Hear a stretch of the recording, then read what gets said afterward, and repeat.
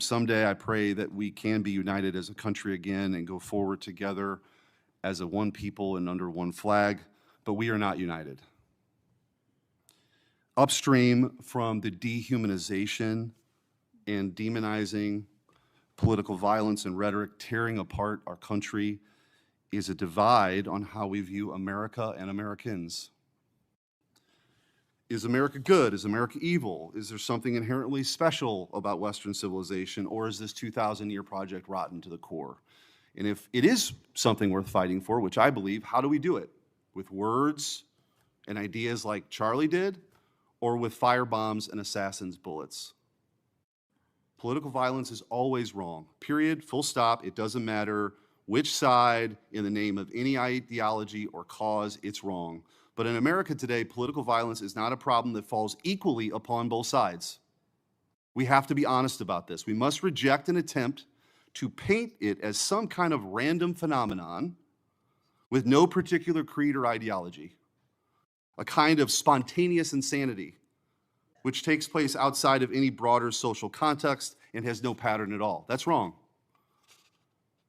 So free speech, yes. Political violence, no. But we have to be honest about what's happening. Already, we're hearing people talk about Charlie's assassination in those terms. We're told that we can't possibly know what drove a killer to plan and carry out a murder of the most prominent conservative activist in America. But that's a lie. We do know. The facts are plain and clear, and we have to speak truth in this moment, or there's no other side of the mountain. The vast majority of Americans are against political violence, but there is a vocal, active minority that encourages and celebrates it, and that minority is overwhelmingly on the left.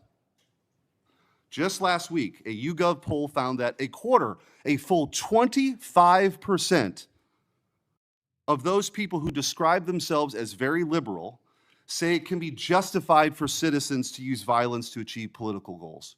Less than 3% of very conservative Americans say the same. That's too many. That is 3% too many. But we are lying if we think that this is a both sides thing.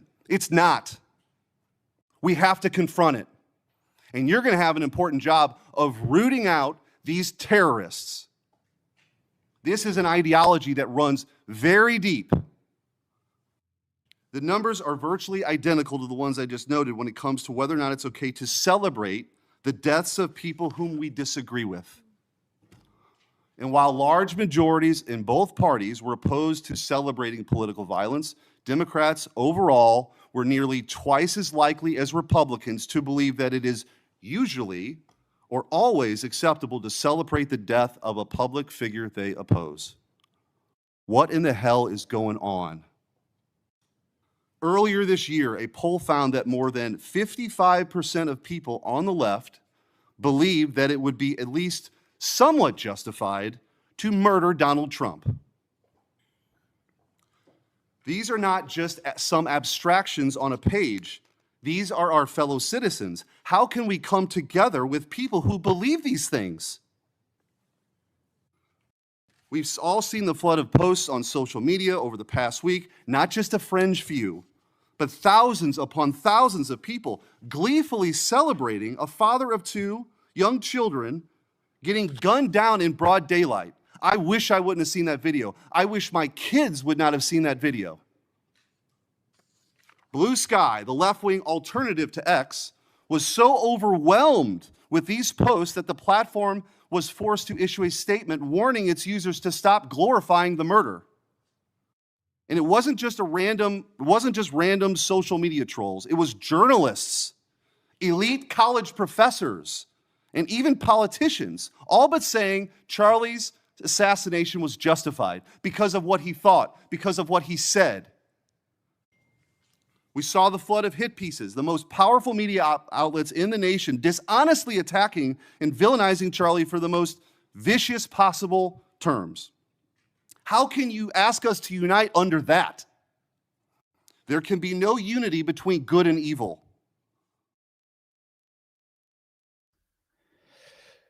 No unity between good and evil. Well, there you go, ladies and gentlemen. Welcome to Truth Warrior.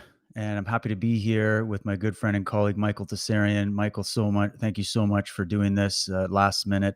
That was Eric Schmidt, and he was being questioned. He was at the judiciary hearing recently talking about the assassination of Charlie Kirk and the ensuing torrent of evil all over the internet that we're seeing, people gleefully celebrating it, calling openly for more violence, and whatnot. And you have been one, and we've been covering this on Unslaved to talk about how this was boiling slowly over time. We've been doing Unslaved since 2016.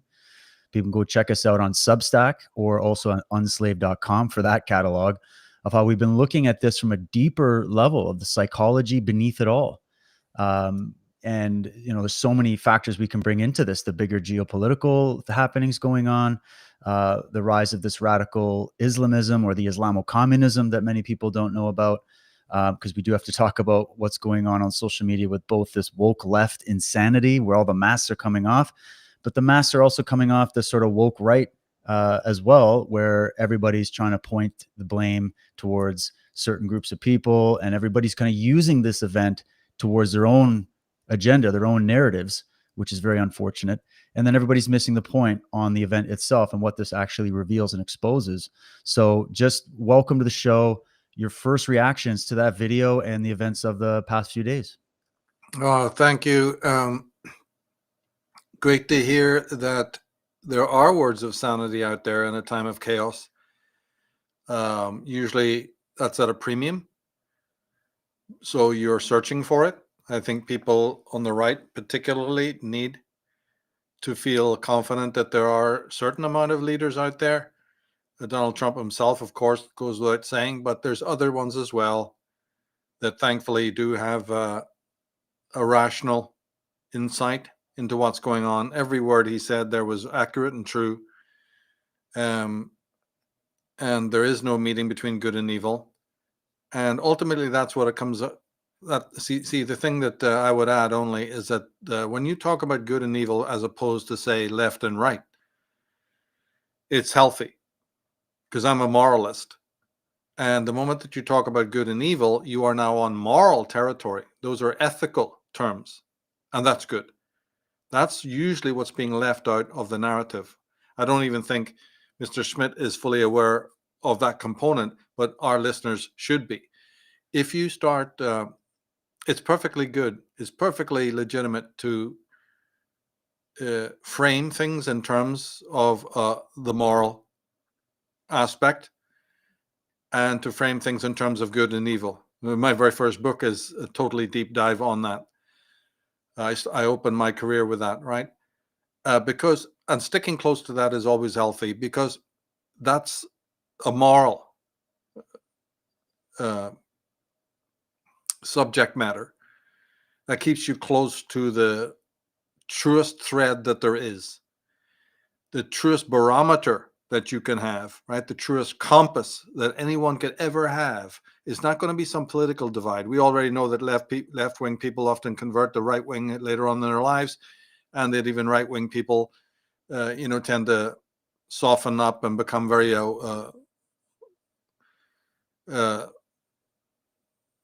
toothless in their beliefs. There's wavering and all of that. So I wouldn't rest anything deeply on that. It's just relatively superficial. But when you stick close to the moral compass, then you're good for life, right? This is something that all human beings are developing. And once we hear about, see, the word for me that leaps out with all of this, as it has done through since the 60s, since I've followed various acts of violence and terrorism in the world, and the ultimate question that comes up is consequences for those who do evil. Consequences. And that's also moral.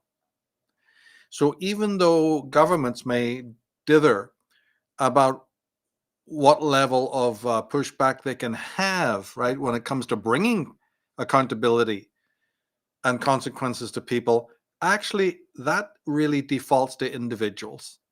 What governments and politicians say about consequences is far less impactful and important than what the individual learns in their own existential growth. Okay? So you take any individual, they are already, their life is defined from childhood as a learning curve, that if I do X for long enough, I am going to learn the consequences of that. And that goes for people on the right or on the left. It goes for every human being. So consequences is another one of these things that, whether you like it or not, moves us from the political sphere into the moral sphere. Okay? So always realize this. So, because if you just get blown by the winds of politics, you could end up going over an edge. You may go round and round in circles. So I always look to these world events and try to find this moralistic, ethical core. Because yes, governments will have to deal with accountability in their laws and in their statements and in their worldview or their Weltanschauung. But the thing is, so does the individual. In fact, it's more impactful. Each individual that's hearing us now is well caught up in that, could not do otherwise, in finding out by experience the consequences of their actions and their thinking.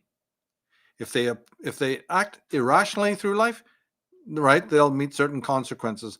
When they act rationally and morally, there'll be consequences. And then the individual must decide for themselves at some point, and everyone will, at some point, they'll fix themselves, they'll lay down a territory.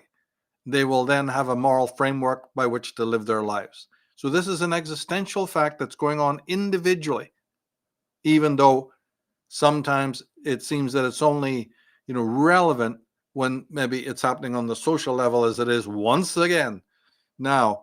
But I also believe that you can lose sight of the original moral underpinnings, though, when you get caught up in the carnival of voices in the circus, the political circus. Always, there's this danger. Because remember, it's collectivized now. The whole political circus is purely collectivized. And that already comes with some big no-nos right off the bat. The very fact that something is collective, oh dear, we're more likely to end up in swampy territory, and we're more likely to go wrong just by dint of the fact that it's political. Now, it doesn't mean that we don't have political opinion or affiliation. I know I do. But we always have to be aware that that is one animal, and then there's this private, authentic statement of each human beings. And once you lose that authenticity, it will often be where now it's the voice of the crowd in your head that's steering your ship, not your own conscience, your own moral sensibility. Wow, what an opener. I couldn't agree more. So incredibly important. It's what I've been thinking about over the past few days or week or whatever it's been. It's been quite a whirlwind. I've personally experienced a great deal of emotions and thoughts and and whatnot, and also frustration of trying to warn people that this was boiling up in the psyche, in the collective psyche, the public mind, as Bernays calls it. That's the mind that the media speaks to. That's the mind that these politicians speaks to. But then there's your mind and my mind, as you're saying. This comes down to the individual level. Where do you, person watching us right now, where do you sit when it comes to gleefully celebrating public murders and executions of people you disagree with, right? And what kind of a civil society do we want to create for ourselves and our children? I'm a father of two, so I'm thinking of their future. I'm thinking of the fact that, as much as I am trying my best as a parent to protect their minds from some of the garbage all over the internet, this thing went to such a viral degree that it's almost impossible today for parents to be blocking these snuff films and these just the insane evil stuff that we're seeing happen all over the place as this pours out in this collective consciousness right now. And it's horrifying to witness, but it's also enlightening. And that's another thing I've been thinking about, is that this right now, everybody should be taking notes. You know, it's been what you've advised and what we've been talking about for a while is that, you know, the seeds of evil, or evil has within it the seeds of its own destruction. And all we got to do is keep the cameras rolling and let these people make a total ass of themselves. And they're doing a fantastic job right now, proving all the points of all the great thinkers and writers that have commented on this stuff from a political angle or from a moral angle, from the philosophers, right? And, you know, so I'm thinking about this as what's going on in the consciousness, because you're an expert on this, I believe, and you've been covering this from such a deep angle for so long that, you know, when we look at all these movements, and if we think about just even in recent history, with the rise of all this wokeism, the radicalism, the marches, you know, and this war against the West, and this war against free speech, and this censoring and the shadow banning, and on we can go. That's not just a government action. That's also coming from the crowd, as you're talking about. Everybody likes, especially in the conspiracy movement, they always point at the high table, of which there's many crimes we could be laid there, but we forget about the fact that the only reason any of this evil is running rampant, or that the media is able to pull off all these psyops, and the government's able to pull off all these psyops, or these public executions or ritual murders, or whatever it ends up being, is because they have so many raving fans. And that's what we're seeing all over the internet, raving fans, more actual calls for more killings, right? You've seen, we're going to get to some of the Islamo-communism aspect of this in a bit, but you've seen these statements from people like Hassan Piker and Destiny, this character Destiny, that to me represent like that to such a degree, where they're literally just saying, guys, we need to spill the guts of all these capitalists in the street. There needs to be rivers of blood in the streets. Conservatives should be terrified for their lives when they go and speak. They should be terrified because they should be worried of being killed. These kind of statements that are going out to young, impressionable minds that have already been seeded with all these ideologies that have been coming through the universities, through the school systems, through the media. So I look at this, just to wrap this up, as like the dual hands of evil. You've got the architects of control, the people that have their own political agenda for world dominion.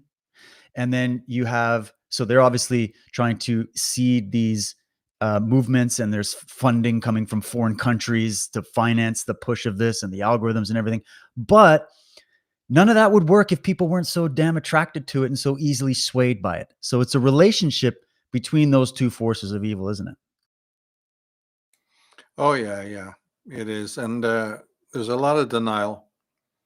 The left right now is exemplifying to the whole world, right, which is needed, because there's been so much denial that the plutonic energy that's happening right now, you know, you've entitled this "The Masks Are Coming Off," and to me, that's always that's a reference to the plutonic astrological age that we're in, which is exactly that, about masks falling. Not because people with a mask want that to happen, but that there's something already, you know, karmic is taking place. And it's a good thing. It's an age of revealing, as I've mentioned it before. And so what you're seeing has this higher relevance because people saw this through the generations and just kept denying it. What we call conservatives are the most toothless, soft sell people who gave ground continually. Only now are you seeing a few, you know, changes there with the presidency that we have right now. There's a little bit of pushback, but even that could be described by some people as too little, too late. But even if you like what you're seeing today, it still is a fact that what we call conservatism through the whole of the 20th century gave so much ground continually to its opposition that this emboldened the opposition.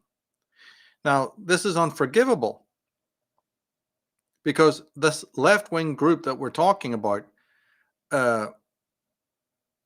is addicted to violence and always have been, right? They're revolutionaries.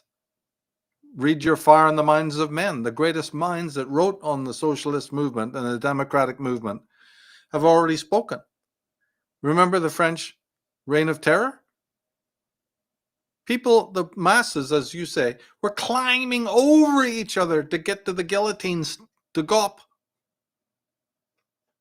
Anywhere where there was executions of the royals or whoever else, right? The hordes of people gathered, chomping at the bit, climbing over each other for the spectacle. It's hundreds and hundreds of years old. It goes back to the Roman arenas and the gladiators. It's not fiction, right? So this spectacular, see, violence. We're addicted to violence, but we've even forgotten that we have become so desensitized. The violent person has become so desensitized that they're psychotically always saying, "You are the one who's addicted to you know the other side, the other person, somewhere out there randomly, an assassin, a gunman." But there's no greater, more violent person than the member of the crowd. They're joining the crowd for the sake of mob violence. The mob rules. Oh, and then on the psychological level, as I've pointed out so many times, and it never gets through people's heads, is that the very act of joining the crowd is an act of violence. Right? The crowd is inherently violent because all the people who've joined it have violently done so to escape selfhood. There's a violent dislike. There's a violent impulse of self-loathing that compels a person towards a crowd. You don't just join a crowd. When you pick up a placard, right? When you assign yourself to the crowd, it's already an act of self-loathing and of self-hate, masochism, hysteria, born out of the need to lose selfhood in the mass. So naturally, if this is the condition of each individual, then how can the mass itself be non-violent? The thing is formed out of violence, a specific kind of violence that is not even known about in the world. What I'm talking about is a kind of necrophilous, existential, phenomena that isn't even acknowledged by the political mind and the political intelligentsia of the world. There's so many disconnects.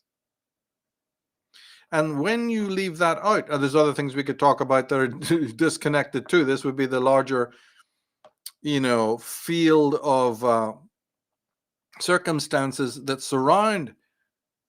Right. So there's a thing called monodeism.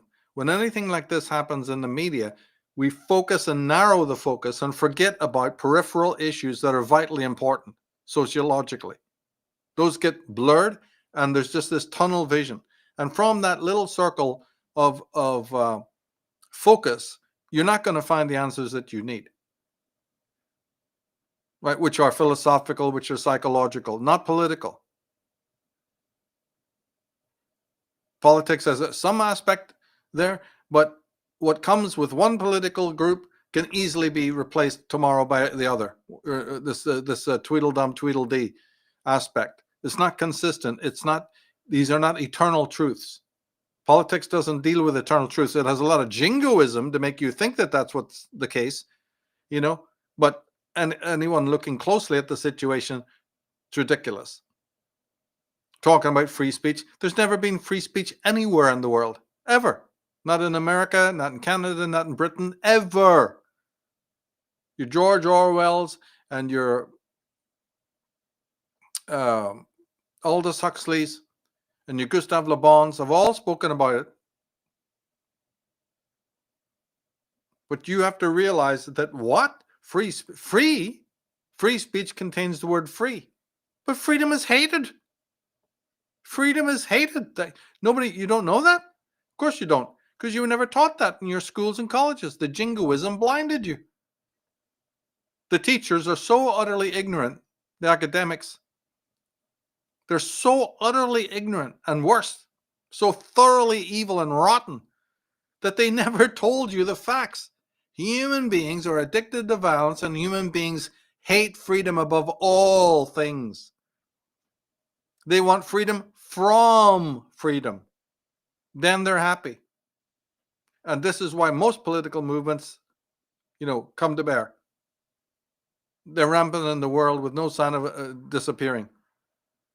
And then Just like any hero needs the anti-hero, otherwise his existence is compromised, so does one political party require the existence of the other, and vice versa, for their whole sense of identity. Then you get caught in that. But the root of it is that freedom is hated and human beings are addicted to violence. Once you've understood those two things, now suddenly all of world history makes perfect sense. And you're no longer in a state of delusion. So, those are two golden rules that I always want to bring out in this. Sure. Yeah, exactly. So well said. And, I'm thinking here too, keeping it on this level of psychology and philosophy. One thing we're noticing with this current event, I mean, even though, yeah, you're right, everybody can get tunnel focused on it and they forget what are the causes, what led to this, what are the solutions? Like we just kind of zero in on it because of the emotionality of it. It's very easy to do. But if we think about this too, from I was thinking about this psychological projection phenomena that we're seeing, that those who've been on the media, because the media has such a big amount of culpability with this, you can't even measure it. Okay. Because I can see the Canadian media, like the Canadian media right now, there's not a single headline that's honest. It's all not a single headline that's just documenting a historical event. A person was assassinated. Like, it's not like that. It's a person was assassinated because of his opinions. A person was, and there's a justification in the writing, right? And we know the media has been part of this decades campaign to create this social hysteria, to create this division, to foment this revolutionary flame that you're talking about. And then people bring themselves to the table and they go, yeah, let's go. And, but now the media, after this event, so I'm just pointing this out as something people can observe. Okay. Because you can see this in people that are in your own lives that are manipulators and abusers and whatnot, gaslighting you. That's what we call it, gaslighting. And the gaslighting is a form of psychological projection because we got these people like Jimmy Kimmel, these late night comedians, the View. You've got it in so many of these media, CNN. They're all covering this from some sort of angle where they're actually siding with the killer, in both instances, with the brutal murder of that Ukrainian girl Irina on the bus by that monster, and then with this instance.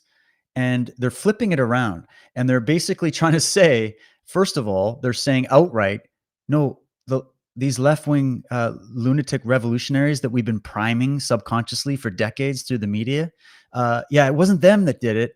It was the other side. It was the right that did it. It was the MAGA Republicans that did it. You guys did it. Your guy did it because his dad was a Republican. So therefore, there you go, right? And that's how they look at it. And they won't show you the facts that are now coming out with these FBI investigations that no, the guy was a total left-wing nut job. You bought into that ideology, who was raised by those evil professors you're talking about that are poisoning their minds. And so I'm just thinking about that commentary about, if we think about it from an individual standpoint of, you've talked about psychic vampirism, one of your websites, one of your great books, you've done presentations on it. So he talks about the individual experience that we meet with people on that vampiric spectrum that you might call sociopaths or psychopaths, however you want to frame it. And there's this manipulative tactic. And I've seen this in my study of cults and the dynamics between cult leaders, that guilt. We see this in religion. We see this everywhere. And they project the guilt, and they say what they are doing. They are the fascists. They are the totalitarians, accusing those who are questioning and challenging them as being exactly what they are. Could you get into that and that whole dynamic of psychology that's going on behind that? Oh yeah, this projection is huge. Absolutely huge. And you do see it. And I think that this is one of the other psychological factors that people need to brush up upon, because the projection also is involved in a person's personal life as well. Behind it is actually a virtue, the virtue of empathy. Right? You couldn't have projection unless there's a more basal reaching out to the other. And believe you me, that's massive, right? We could talk for hours and days on the significance of that. So so some people who read superficially about projection think it's an evil. There's even whole new age groups out there who try to quell it or believe that, you shouldn't have it. That's a road to psychosis. That will not work. So when you see it on the public stage, like all these events that happen publicly, it's a way for a studious person who's really seeking for underlying meanings to do these litmus tests to see how these things like projection and other things, compensation, sublimation, all of these different things work. And what is the difference between, say, neurosis and psychosis, and how that can manifest on the social level? It's very valid, and realize, hopefully, again, I'm talking about the far distant future here, where the truth of the matter, which I've already mentioned, will start to permeate, which is that these are moral issues. Now, see, obviously, this man who committed the assassination was projecting his own content, as you say, in reverse. It's a well-known tactic anyway of communists to always blame the opposition for what they themselves are doing. I mean, that's a recognized fact. So you even have it on the smaller level as well. But this is not difficult to understand. It's known as psychosis. Psychosis is the condition different from neurosis. Psychosis, a psychotic person, and I'm absolutely convinced that this guy was psychotic, is that everyone else is to blame for the way I feel inside and whatever failures are taking place in my life. And then you will seek out people who also feel the same way. A psychotic cannot be with a neurotic. It's like oil and water. And a neurotic isn't going to make much headway with a psychotic. Psychotics are birds of feather that stick together. But of course, we know that when any of these people get together, there's going to be then this critical mass. It'll only amplify the psychosis, you see? So forget the fact that he was some lone assassin. That's not going to be right.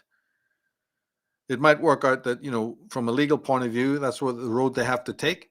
But obviously, this person, a psychotic, is a kind of person who will always seek out, in order to get to the level of action, they'll need to be reinforced by other people, who back them up to the hilt. But back to the point, psychosis is defined by continually and only being able to blame others. Now, this is an interesting syndrome because, of course, in all of our lives, there are people to blame for the way we find ourselves. See, so don't get me wrong. In all of our lives, it is quite right to apportion blame, right, to those who've done us wrong.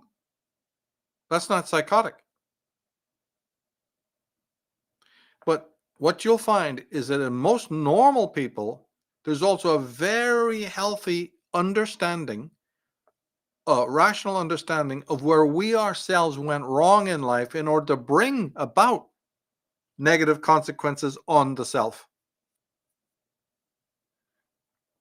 It's kind of like a healthy way to be. Now, the neurotic person is overly swung to that side, where anything that bad happens to them, they're only blaming themselves. And they're in the fog of so much self-hate and self-condemnation and have zero self-worth. So even if it's a very small failure, let alone a big one, it wouldn't matter. The neurotic person is beating themselves up. This is something from they got into their childhood because they embodied the voice of parents. The psychotic is not even capable of even the tiniest shred of self-blame. which is a very natural human trait. You need to be able to see, what have I done to bring about the negatives in my life? And you've got to be able to take that inner inventory to say, oh, if I had done that, or if I had listened to those signals, or if I had taken those warnings, then I would have escaped, the bad thing from happening. Gee, should have done that. That's comes under the heading of neurosis, but it's a positive neurosis that all people need. You need to be inoculated with a certain kind of neurosis, light rate neurosis, so that you can understand where you fit in. Because if you don't have it, the only result then is a kind of a psychosis, and that's bad, because then only other people are continually to blame for every single thing, no matter how minimal it is. The psychologists who are talking to this creature in prison now are finding this out. That this guy is incapable. He'll go through a litany of how he was snubbed, he was misunderstood, he was attacked. Until, unfortunately, this syndrome starts ruling you. You're no longer in charge of it, and so it becomes inflated. The psychosis becomes universal, so that the whole world, people way up in government, people, up there, bigger than you now project, as you quite rightly said, your psychosis onto the world. The atheist does it to God. That's why they're stuck in that. There's so much, masochistic compulsions going on, that then they blame God for the evils that any idiot can see come from man's own moral culpability, but now God is to blame. You see? And on a lesser level, other people blame government. And some people blame, a heroic, let's put it in parentheses, a heroic figure. And they feel so motivated in their mind to do what they feel is a just act, like a statement, graffiti, I've got to muddy it. I've got to pull it down. I've got to break it. I'm not even really sure why. In fact, the more psychotic you are, the less insightful you are, the less introspective you are. So the psychotic, I should have also mentioned, is the least person to ever diagnose their problem. Turns out that this character isn't even cooperating. I could have told you that. It's a sign of psychosis. Because in his mind, things are very cut and dried. You guys are to blame. I'm not talking to you.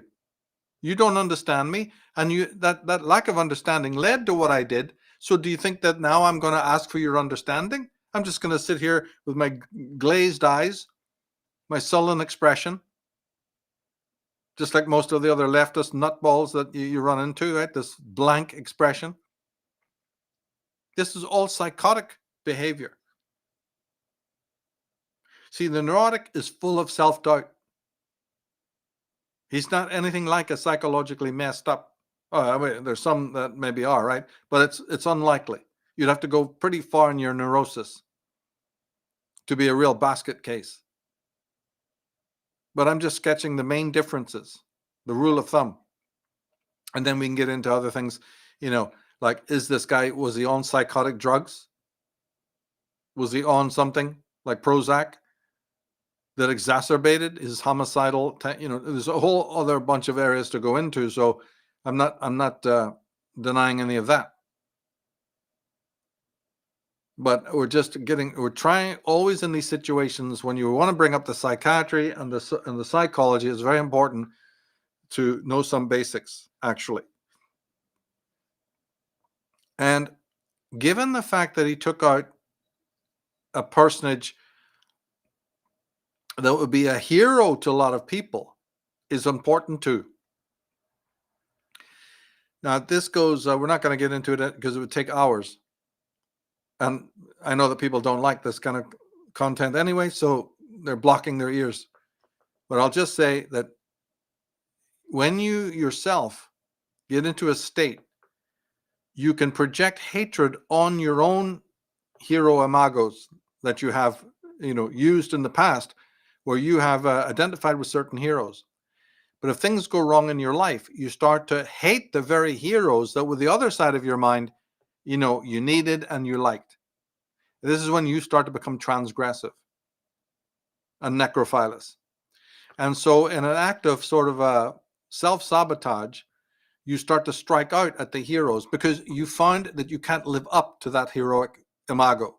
The idea of embodying a hero is only based on one thing, that you will live up to and even probably surpass the hero. But there are some sad cases where that person feels that after a certain, you know, period of time, that they have fallen foul of that, they've fallen shy of that, and that having these solar heroes up there is causing them a great deal of psychic hurt. The word psychopath, path is pain, you know, illness, and psyche is the mind. So they have pain in their mind. How would you say it? Sick mind, yes, but also a mind that is hurt is pathology. That's what it means. And psychopath. Now, one of the ways that they hurt their own minds, a psychopath, is because they're smarting over this lack of identification. As children, they identified with heroes, perfectly normal. Whatever those heroes may have been, sports heroes or whatever, Zorro, you know, Bruce Lee, Robin Hood, whatever you got. But then something twigged in them that they are a far cry from that. They tried it and it didn't work. They're not Chuck Norris, right? They're not Steven Seagal. They didn't. So there's something that bugs them. This has happened psychically to a lot of people. And the shame that they feel for not being able to attain the level of the hero actually compensates by disliking the hero, wishing that they had never had it. So it's you want to break the idol. You want to, it's like take the idol and smash it. So there's an element of that. I hope that makes sense to people. And sometimes that can be acted out as well. Wow. Take notes, my friends. Take some notes. And we've got the notes already done for you on Unslaved. We've been documenting this for years at an extremely high level and deep level. You wouldn't even believe it. When Michael's saying it takes hours, we've done that. So if you want to get deep into that, it is so enlightening. It has helped heal the way I see the world in so many ways, the way I see myself, and to also bring up the aspect that when a good man studies the evil man who's embodying what you're talking about, it actually won't destroy the good man because the good man is getting information about how to see the opposite view, right? To keep that, to understand what are the positive heroes, what are the positive archetypes, and that lead to the moral, virtuous side of the mind, right? And then so in a weird way, as much as this is horrific and such a brutal thing to witness and experience, and everybody's going through it right now, the silver lining for me is you're getting necessary information about morality, about what's good by seeing what's evil, about what freedom is by seeing the opposite of it, being advocated for to the point of murder and justification of murder. Now, very quickly, just to kind of switch to the political side of this a little bit, I've been noticing, you've been noticing, so many people have been noticing that one thing that these, we'll call them the psychotic left, as Kerry Bolton puts it, the people that identify with that side that have gone way too down the communistic rabbit hole in their thinking, which is not really political as you've exposed right now. It's actually psychological, and that's huge, is that they have been blaming people that are advocates of freedom, that are advocates of virtue and morality, that are advocates of sanity and reason and dialogue instead of violence. They've been labeling them the worst things they can possibly do. And we've known this to be another communist tactic. It was exposed by Giober Griffin and Yuri Bezmenov, right? Where they're going to find what's the ugliest term we can call our political opponents that are standing in the way of us getting our power. Well, we'll call them Nazi. We'll call them fascist. We'll just dig up the most horrible words that are rooted now in the subconscious of everybody. And therefore, it brings a bad smell around anybody that's you know, 10 years ago, 20 years ago was just a normal person. Their values of a normal American person or a normal Western person, you know, who just wants to be left alone, work their lives, build a business, raise a family, whatever, be left alone by government. They are literally the fascists, the totalitarians, the evil ones, like those types of people. Forget about political parties and people in government. We're talking, these are accusations levied against average people. Like when I was in Canada under the lockdowns and the tyranny with a smile run by Justin Trudeau, and I was saying, hey, wait a minute, you guys are totally rewriting all the laws and the constitutions. Like, what the hell are you doing? People didn't want to sit down and have a conversation with me. They wanted to call me a Nazi and a fascist because the media did that. And they went, oh, well, the media is doing it, so now we're going to do it, right? Because you're standing up for your rights. You're developing, you're embodying that heroic archetype. So I guess what I'm asking here is this idea of accusing people such as this as being fascists, yet I think everybody can see now, like, fascism is all about accusing the other and then targeting them for assassination. So, you know, really, who are the fascists? And then you've often broken down as well that this phenomena of fascism versus communism that tore apart the 20th century, that everybody believes was two totally diametrically opposed sides fighting it out. It finds out it's actually no. The communists, the socialists, the fascists, the reason they're all just different gangs competing over the same turf, as Ayn Rand would have put it. Well, And when you bring in the psychological angle, right? So maybe speak on that a little bit. Well, it's a non-starter from day one. If you grew up in the alternative research community, it is an absolute given that fascism is communism or socialism. So this hasn't reached mainstream, right? So all of us who are part of the, listening to us now know this. Whereas your neighbor who has only listened to CNN and the mainstream media has not been initiated into this great secret. So the very fact that liberals are calling their opponents fascists is the most absurd thing. That's why I describe it as a circus, as a carnival. Fascism is closer to this left-wing socialism than anything could be. It's not right-wing. It never was right-wing. It is socialistic. Look it up. Nazi is a socialist. It's that simple. But that hasn't reached the mainstream because of these teachers that I keep talking about, and the media too. See, when we talked about the larger sociological background, this is one of the things. This has not percolated in. You don't get any of the talking heads on the media ever mention this one thing to clarify. This is well known to anyone who's done their homework within the alternative research community. So the fascism is a synonym for socialist, and always was. If you have a socialist government, right, be it Mussolini or Hitler, then you will have the fascism. Conservatism is meant to be the pushback on that. Republicanism is the pushback on that. So things have got so skewed, right? And the ignorance factor is maxed out. As well, if you've read your Solzhenitsyn and other people, you'll know that the moment that a liberal left-wing government gets in power, this is when the draconian Orwellian, state apparatus is mobilized. And also the technique of them blaming the other, calling them these names. You see, and then now they've got themselves into another impasse, which is, in our accusation of the left, are we not falling into the same hole as they are in?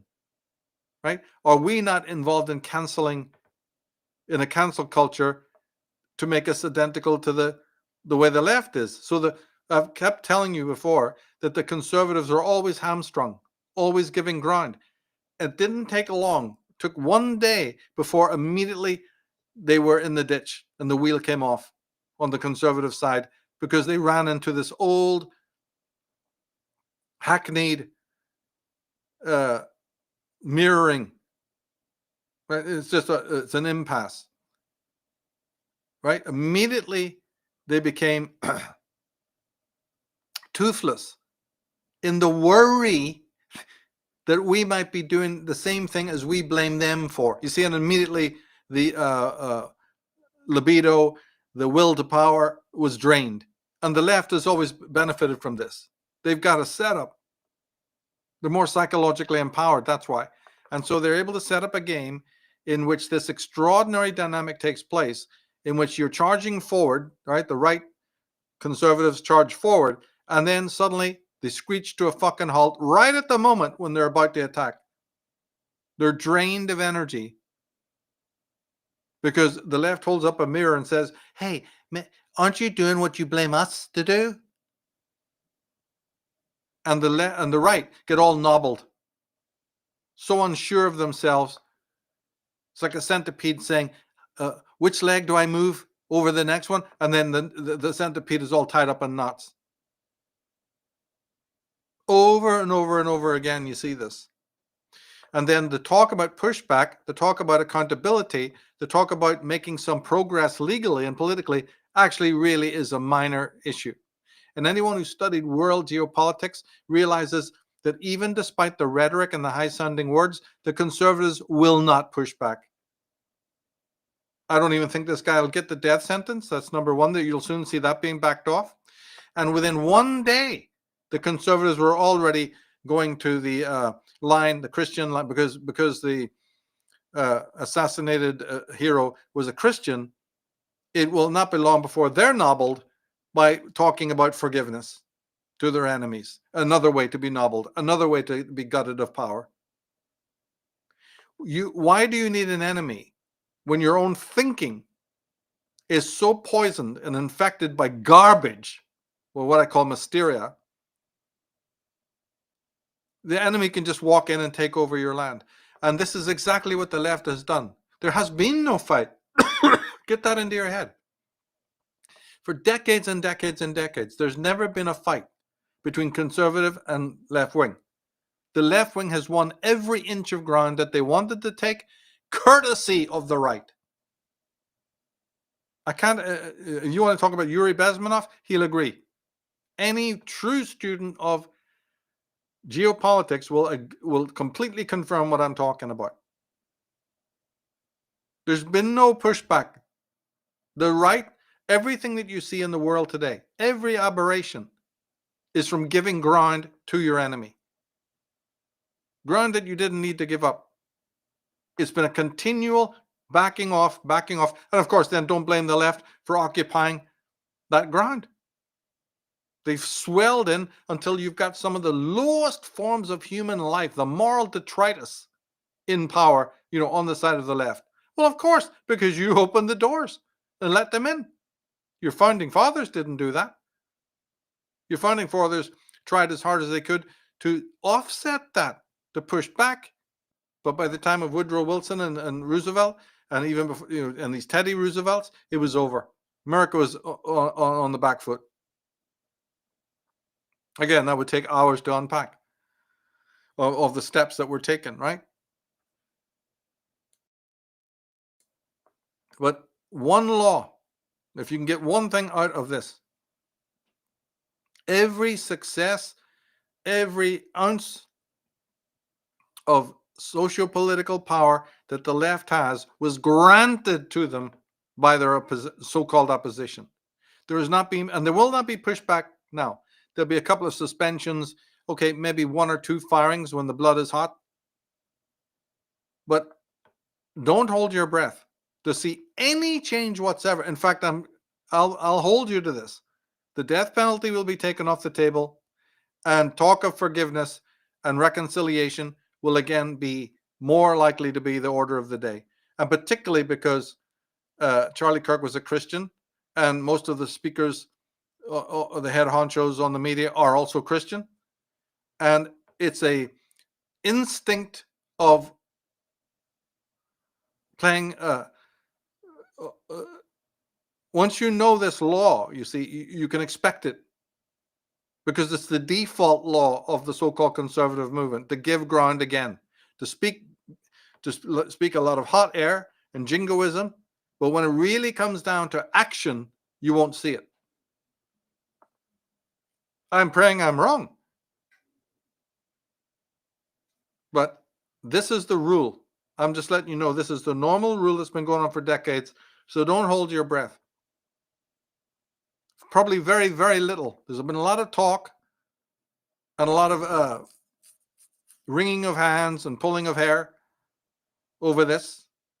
But when it all fades away, people go, and even this idea of, people increasing their attendance to church, and this, uprising and interest in the Christianity will be followed by a very big loss of faith down the line for most of the people involved.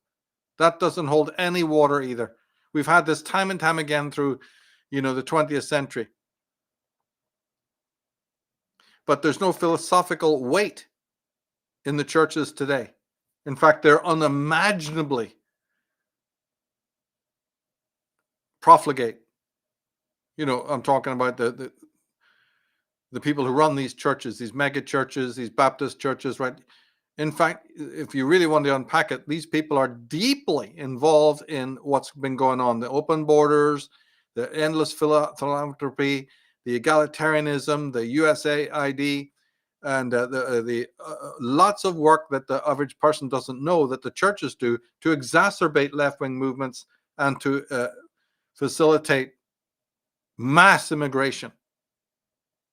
The Christian church is one of the greatest offenders in all of the things that people lament. But they've also got a great PR. They're behind the LGBTQ. They've mobilized it because they didn't speak up. Like I said, by not speaking up, right?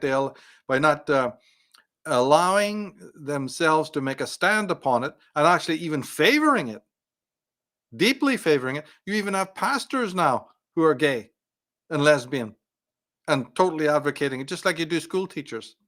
So that's a dead end. That only happens when there's a little bit of social anxiety. Yeah, but don't worry, because there's no philosophical value in it. There's a bit of cultural value, I'll give you that. From a Christian point of view, there's a cultural value in that, in Christian, membership. But sadly, there's no philosophical weight in it. It's a philosophical dead end. And people today, you won't see a lot of people staying committed. They'll be disenchanted very, very soon. So that's not really anything to get worked up about, no matter how many thousands are squawking about it right now. That's not something also to look to. Yeah, phenomenal points. And, you're just giving people the track record of history, which is just obvious. We wouldn't be here if there wasn't, if we had more pushback, if there was some weight behind these things, then we wouldn't be here, right? And then even when you do get these people that come up and will challenge, like we've been watching these street debates for 10 plus years, right? Started in Canada with certain figures here going around to universities and interviewing these students and just getting a feel for the temperature in the room with where all these college students and university students are at, because they're obviously products of their professors.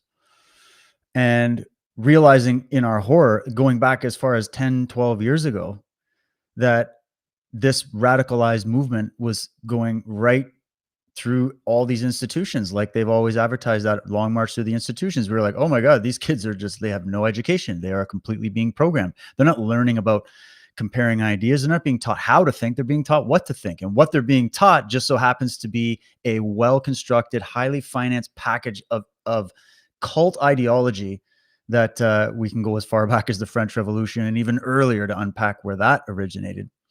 But I was thinking here too, now we're seeing, if we want to talk about the right, the political right in quotes, one of the biggest things we're starting to see, we've been talking about this sort of woke right phenomena, because this is another aspect that I'm also keeping my tabs on, is that the people that are allegedly on our side, what do they end up doing with the information they're given about this particular event? They're going to blame Israel for it. They're going to blame the Jews for it.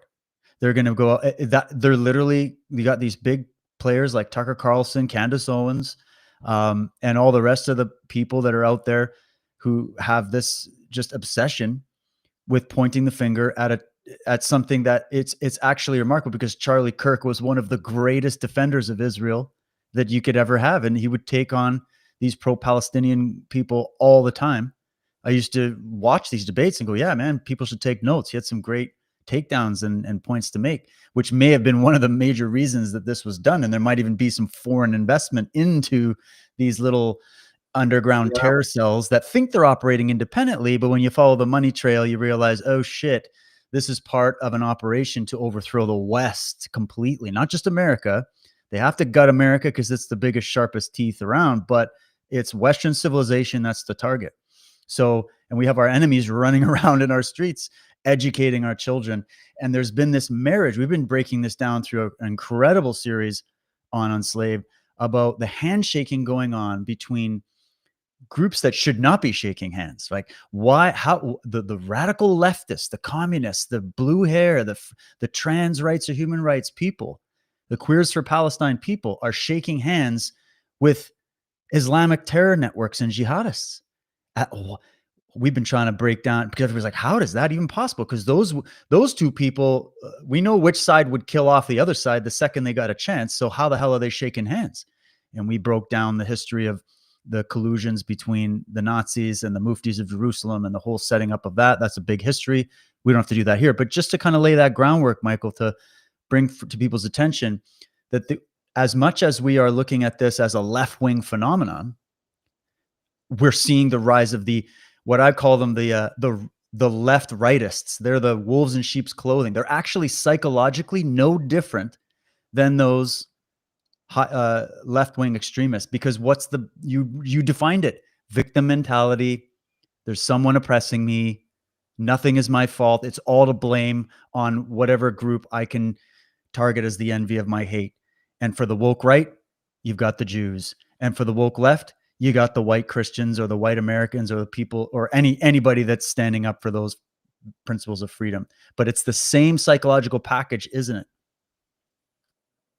Oh, yeah. I mean, this is an ongoing thing that's been exacerbated by the internet.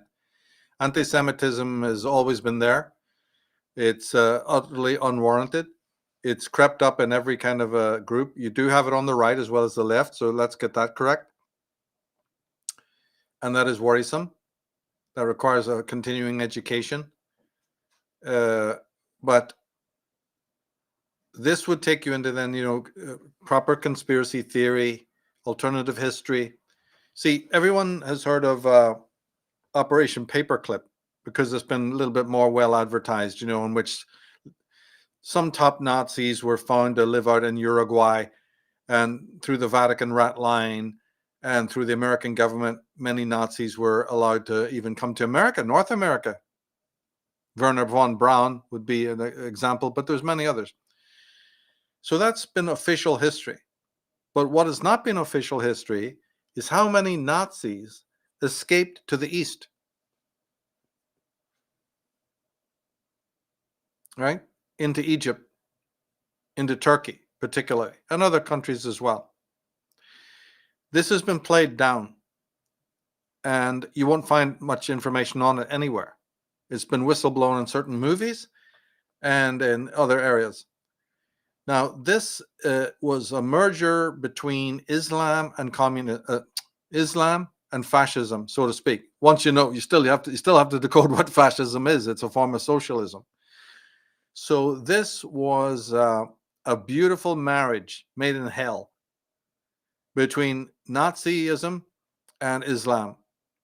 But even before that, before the Nazis went out there, and these were Oriental scholars, these were people who spoke fluent Arabic, these German Nazis, right, had a great love of Islam, had studied Islam, had studied Sufism. It's all been, none of this has been told to you by anybody because the British intelligence, there's been a lot of forces have covered this up.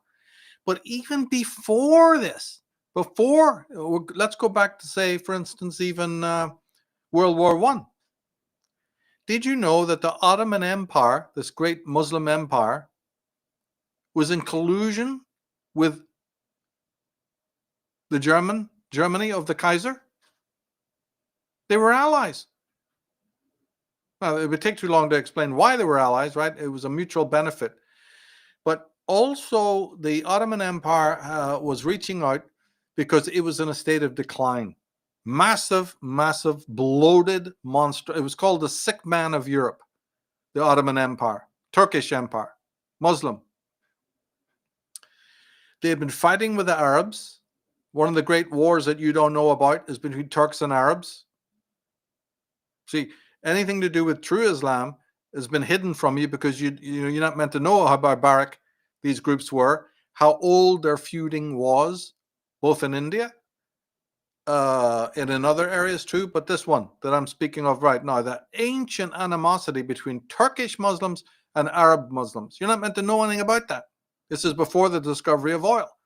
And then when the oil was discovered, the geopolitical system changed. And this is where a lot of things happened that brought Israel into the plan, and why Lord Balfour signed the Balfour Declaration to give Israel, its homeland back. There's a lot of things that we could get into here, but just this original moment around about the fall of the Ottoman Empire, the leaders of the Ottoman Empire became socialists.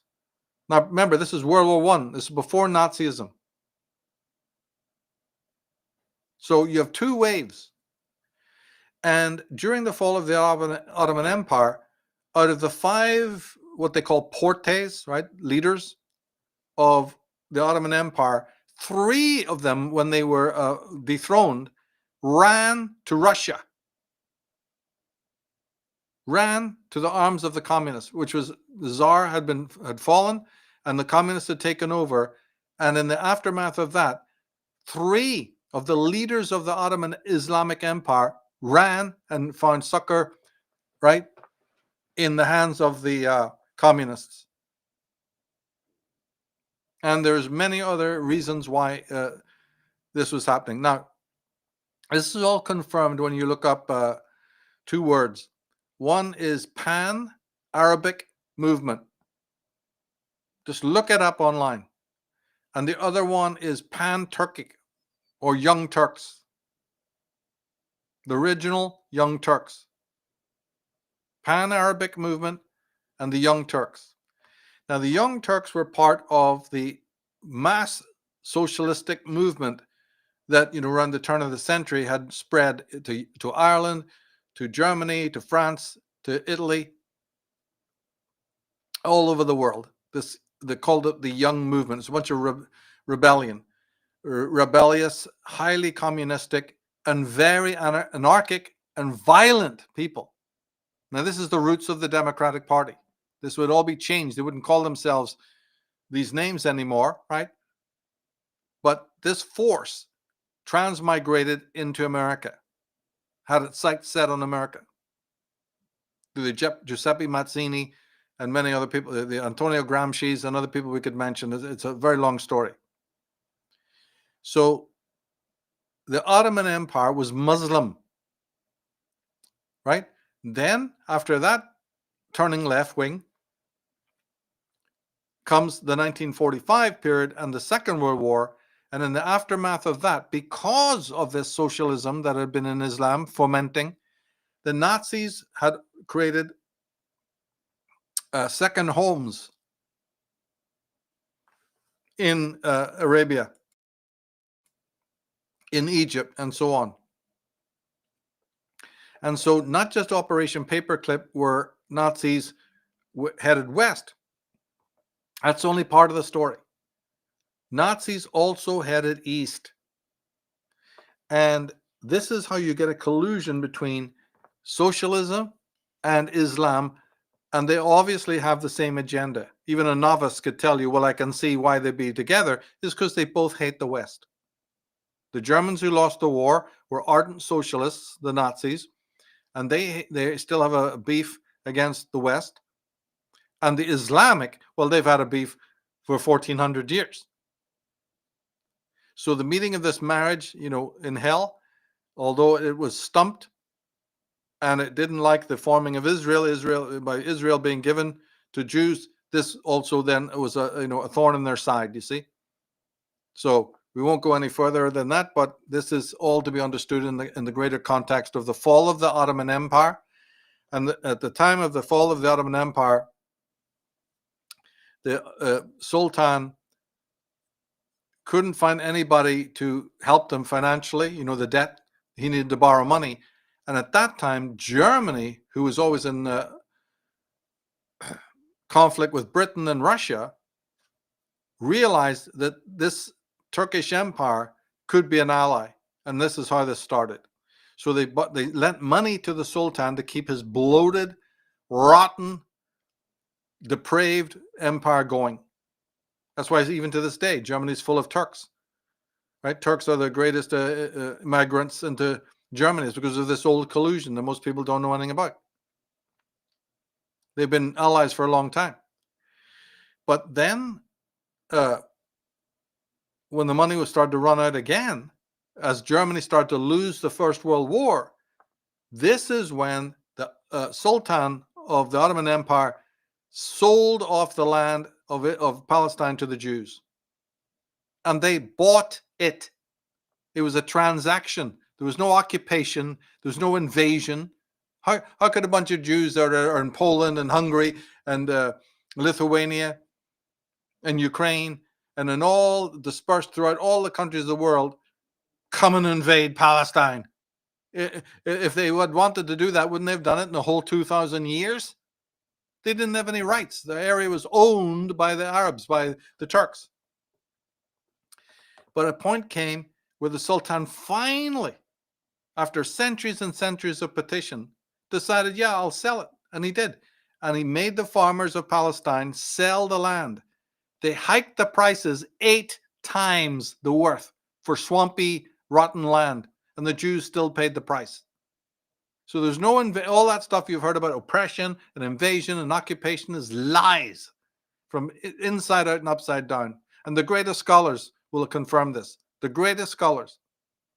It is not negotiable. The Jews paid the hiked prices and made of that land what it is. But it's only democracy out there, you see. And it was a thorn in the side of Nasser in Egypt and the Jordans and the Palestinians and all the rest of it. So this is a little bit of a window into the true history of the whole thing. But then, of course, whereas the Ottoman Empire went bankrupt, oil was discovered in Arabia. So the pan-Arabic movement, the communist, fascist cabals and consortiums that were over there were now bankrolled to the tune of billions. That's how we get to where we are today. Without the oil, this was a failing, infighting, inbred, and decaying empire right across the board. You never would have heard of it. There would have been nothing. We would not be having a problem with Islam today. It just wouldn't exist in anything like, the way it does now. In lands where the oil was not discovered, like Pakistan, look at the nightmare of it. Primitive, back in the medieval days. Can't even dig a well. You get the Taliban, right? You get that. No. Because oil was found in Arabia, it bankrolled Islam, yes, but it also bankrolled this particular strain of communistic, fascistic Islam, which now was mobilized. So it became a geopolitical force that we're now having to deal with. And we're not really dealing with it that well. I'm still waiting for President Trump to make, the Muslim Brotherhood a terrorist organization along with Antifa.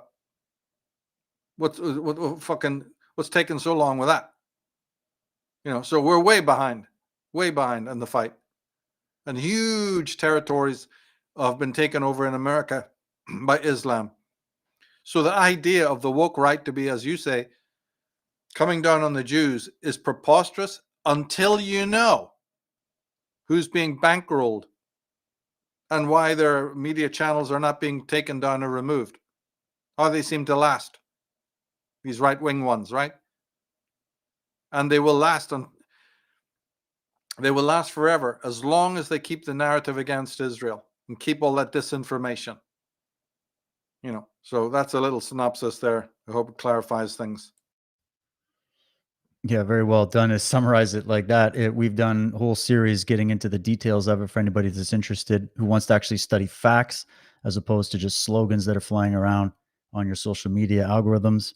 I wanted you to quickly reflect, because you've got so much direct experience with this kind of same energy, in Ireland, right? The history of the Irish Troubles, the IRA, the whole thing. You've done whole presentations on the occult history of it and everything, and the secret societies involved, but mainly talking about political assassinations, talking about blood in the streets, talking about watching a society just decay into total anarchy, and the power brokers behind it, and the divide and rule, and just the wide-eyed, the same looks. You must be watching history repeat itself all over again, eh? Yes, indeed. This group that I was talking about, Young Italy, the Young Movement, arrived in Ireland. Young Ireland. You can look it up. Young Ireland. It was very left-wing. It was Marxist. It was rampant.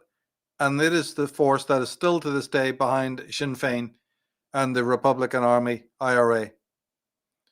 Died in the flesh. And then its marriage was with left-wing Catholicism, right? So the marriage made in hell there was this left-wing streak that also was endorsed by the Catholic Church, the Jesuits, people like that. So you had a particularly vile mix that's behind the Irish terrorism. See, I grew up, my dad and family were Marxists. So from childhood, I was exposed to them and their cronies. And therefore, you can't understand me until you realize that a very, very large part of my life and destiny was to not be like them. Constant exposure from a child to the Marxists, right? So I'm not talking from the outside. I'm talking from the inside. The indoctrination, the skewed, irrational mentality, the amorality, all of it, right? I know from the inside. And therefore, everything I'm about as a person was obviously, a reaction to that. How do you not be one of these people? How can you possibly, is there any other alternative? Is there something you can, do to get away from these lunatics? So then I go out to California and find myself with a worse group, even more irrational. And there I found that it was a bit different because the toxicity was hidden by a kind of affluence.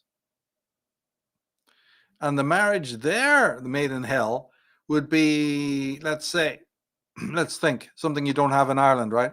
In Ireland, it was religion mixed with communism. In California, it was the New Age movement mixed in with the communism, with the socialism. Another monster that you have to adjust to. So I tried to get away from these people, only to find another species on the west coast of America that's even worse. And as I say, sanitized, kept hidden. I'm talking back in the 80s here, see, when things were still, undercover. But the rot was there, the stench was there, the toxicity was there.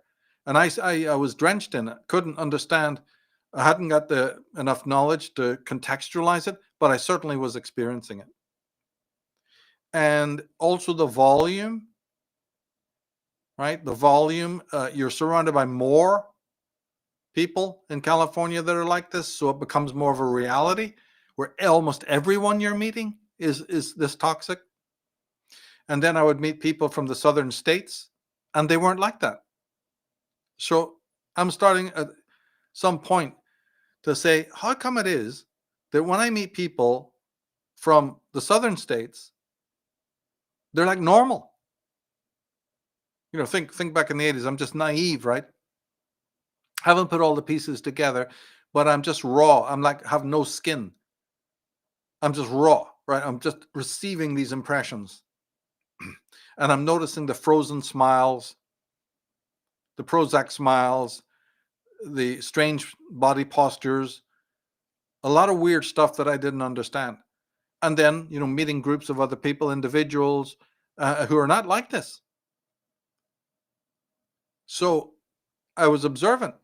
And later on, then, when I got involved deeply with, like you said, the G. Edward Griffins, the Eustace Mullinses, the Ralph Eppersons, and started getting into the patriot work, then I would vocalize what I was learning about American history, only to be met with massive resistance at places of work, right to the point of being, demoted, losing jobs, and coming into open conflict because being Irish or something, I didn't know to hide anything that I was talking about, and I would even put up little posters and little pamphlets, of patriot quotes and American history, only to find them being torn down and thrown away.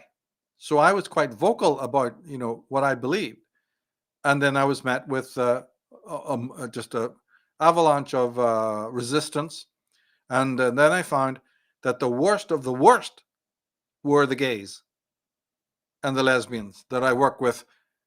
Huge numbers of these people. Every time I'd run into these left-wing gays, they were the most violent, most virulent, most irrational, and most hateful.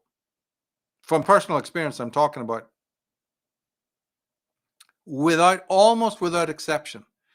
And it was over the top. So my eyes were opened from the inside. And I never met anybody, a normie or a conservative person that was anything like as bad.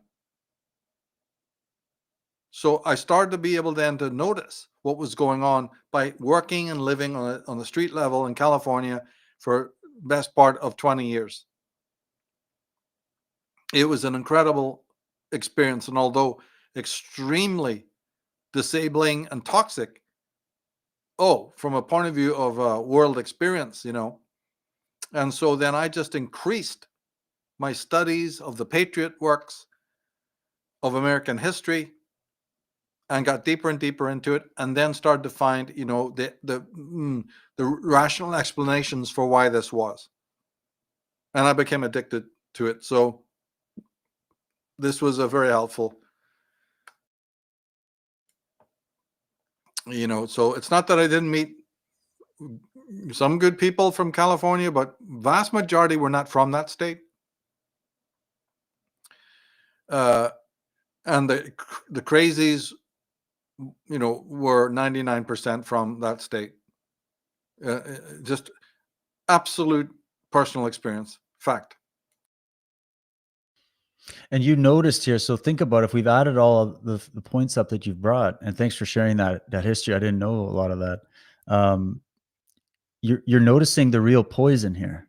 You're noticing that everybody's wearing costumes and playing pretend, and that what on the surface, to the person who doesn't look beyond the surface, they look at things as good guys and bad guys, and the good guys represent this group over here. In the West, they'll say the Christians or whatever, the Christian church, they're the good guys, right?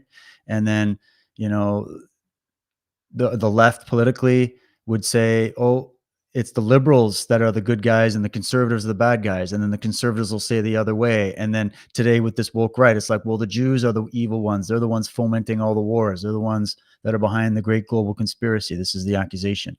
And then others will say, no, it's the Catholics. No, it's the Protestants. No, it's the atheists. No, it's the Satanists. No, it's this group. It's the Masons. It's these people. And everybody's looking, and they're becoming collectivistic in their way of reading it. Whereas you're noticing, wait, I'm noticing a particular ideology, a particular rotten thought pattern or belief system that is infiltrating all of these different tents, all of these different camps, which you can find both good and evil, moral and immoral people in all of those tents, right? Like that's just because it's everywhere we are as humans. There we are with our psychology as a basket case mess, right? So you're going to see both good and evil no matter what.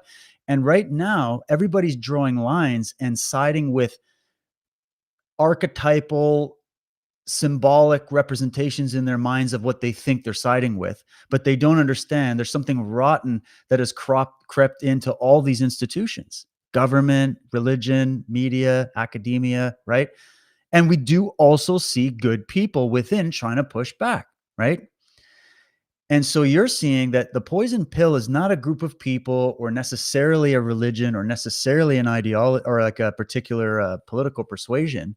You're seeing we're seeing psychology. We're seeing evidence of toxic psychology exhibited by people that believe certain things. And where did they get those belief systems? Well, we've sketched out the history of where those ideas were baked up, where they come from. But the fact that so many people bit down on them and that it permeated the West, this is the rotten pill that has been slowly working behind the scenes to destroy Western culture, the principles of freedom, etc. So maybe just a few comments on that you notice that, hey, we can't be sitting here pointing fingers at groups of people.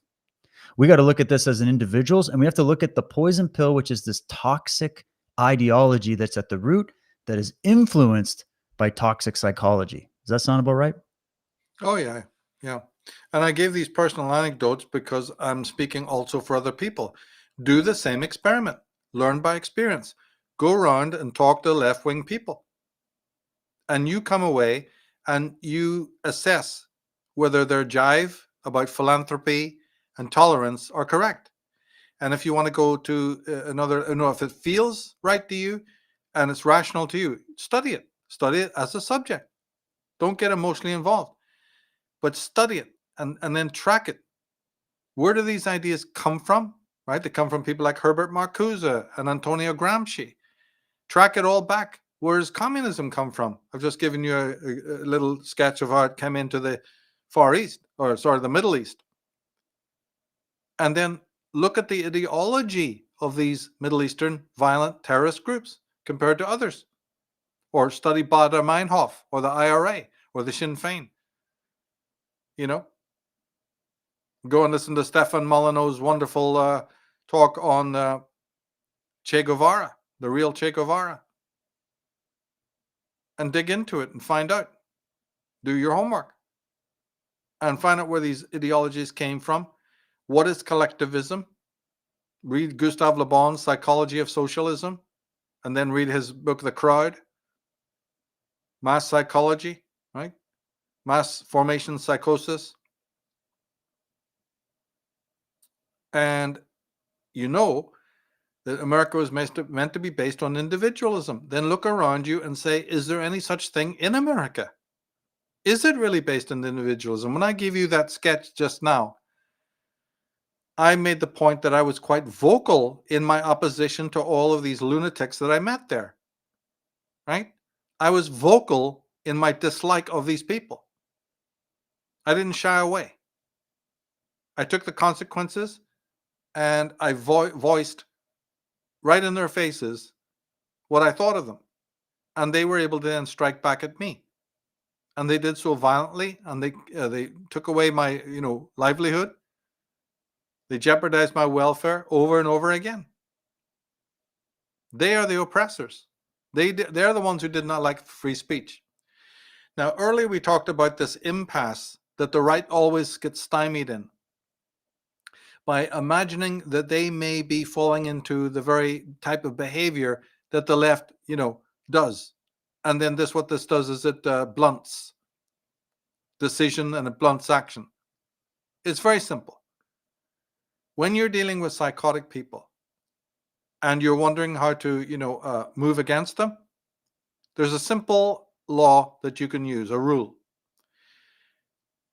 In these people's own life, do they ever show regret for the positions that they hold? Like all these TikTok lunatics that you spoke of earlier? That kind of individual, or these left-wing politicians who make these scandalous and calls to violence and all the rest of it, everything that they do, right? Does it look to you that they ever regret what their positions are? Ever? Do you ever hear on mainstream media or anywhere else that any of them have ever come out and said, what a lunatic I was. I've surpassed that. I want to openly, confess that I was wrong. The answer is absolutely not. Does George Clooney do it? Does Robert De Niro do it? Do any of these celebrities who back this fucking nonsense? Or any of the other politicians? The answer is no. So if they don't show that regret, then they're they are inveterate lunatics who stuck in their way. You cannot wait for them to give ground or see the error of their own ways, which then does allow you to act forcefully against them in terms of legality on the state level or on the individual level, or firing them from a job or something like that. You have the right, because these people are so far gone that they've lost any inner sensibility or censor. You see? So they're like wild feral children, or like wild feral animals. So you're going to allow them to run in the street, howling all through the night, keeping people up, biting people and giving them rabies?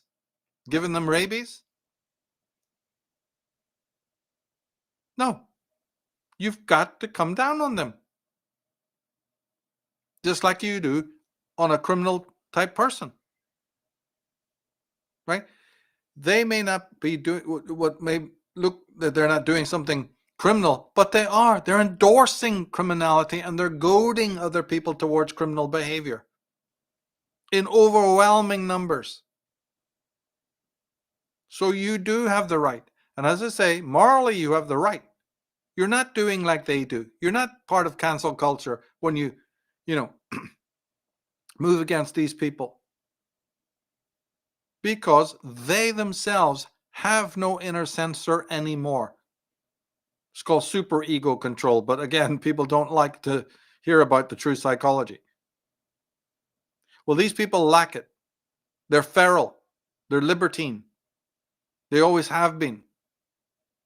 And therefore, they are a danger not only to society, but to themselves. Goes back to my first point, that there is the idea of pushing back against lunatic fringe people like this, like you would against a criminal or a feral animal. But in the ones that are a little bit less fanatical, there's also this evolution.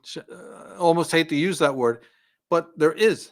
Because when you repeat a particular kind of action, goes back to what I was saying in the beginning, for long enough, it is an absolute fact that you will learn the consequences. You will reap. You will reap what you sow.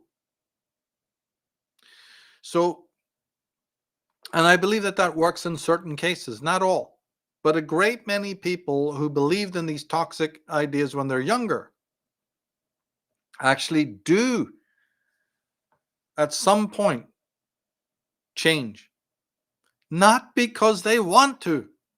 If you had to, like I just said, it makes sense from what I've said, not because they want to. If you were leaving it to what people wanted to, they would never ever change, because this is infantile thinking. This is magical child thinking. Nobody changes that of their own free will. Not possible. No, there's a thing called reality, the reality principle, that forces you to change. So there already is a force active in the life of degenerate people with irrational ideas. Right? Long before government gets in there, long before some other human voice or actor gets in there, reality itself is showing a person like this repetitively, here are the consequences of what you did and what you believed and how you behaved. Do you like it? And so at a given point in their lives, there will be some change. Now the question is, can society wait for that? You see? And the answer is probably no.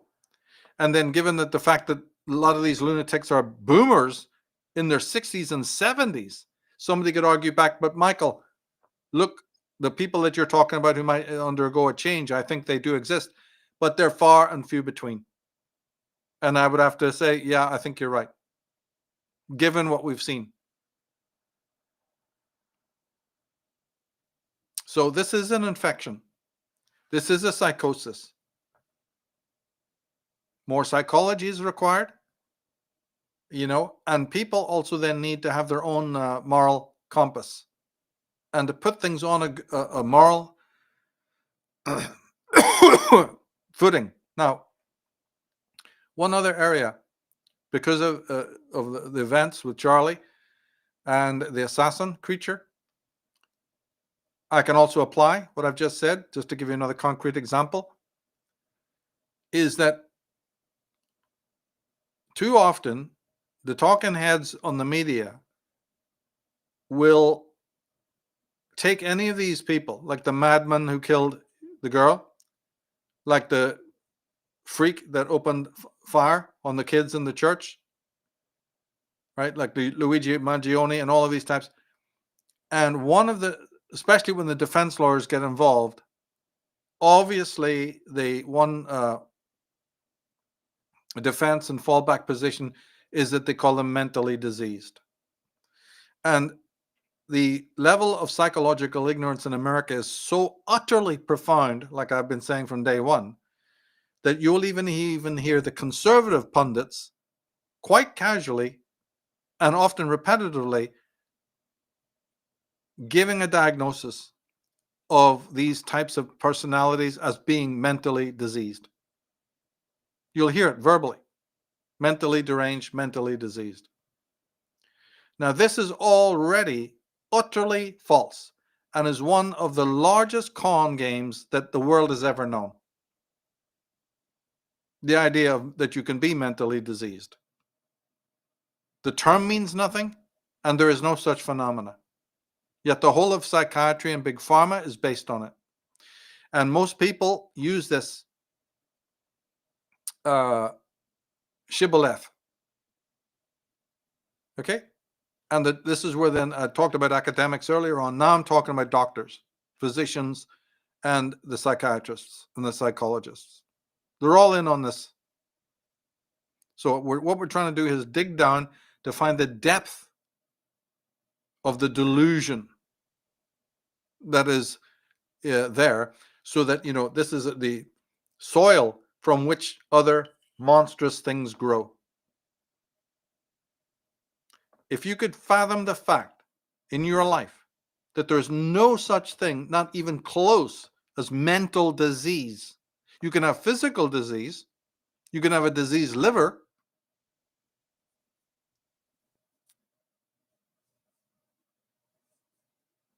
You can have a disease of the blood. You can have brain disease. But how can you have mind disease? Mental disease? One could argue that there is hardly any greater fallacy abroad in the world, especially one that has as much traction and as much billions behind it.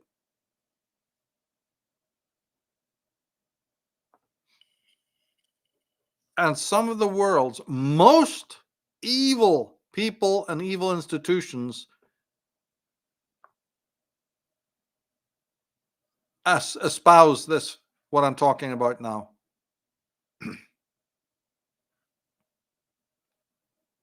No. But if I take away the psychiatric shibboleth of mental disease, what do I put in its place? Well, you mentioned my psychic vampirism work earlier on, psychicvampirism.com. I explain it there and in other places. You have moral depravity.